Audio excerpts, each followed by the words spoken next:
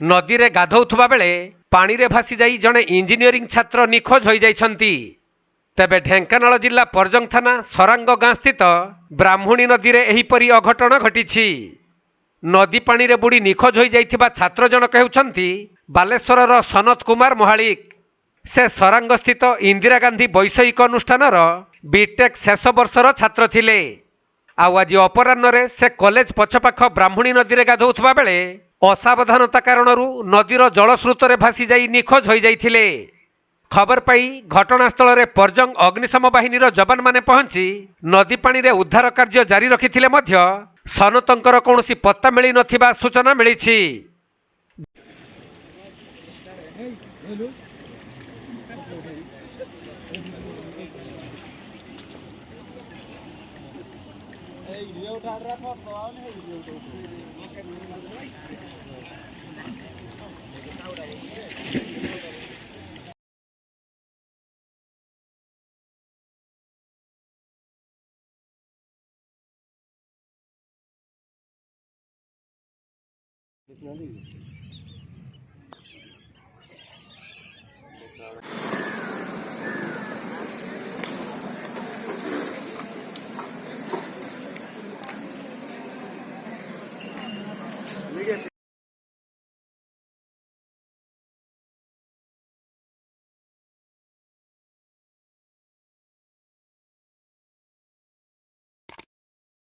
Dhenkanal जिल्लारू Asim Amitabh Satpathy report Konark live.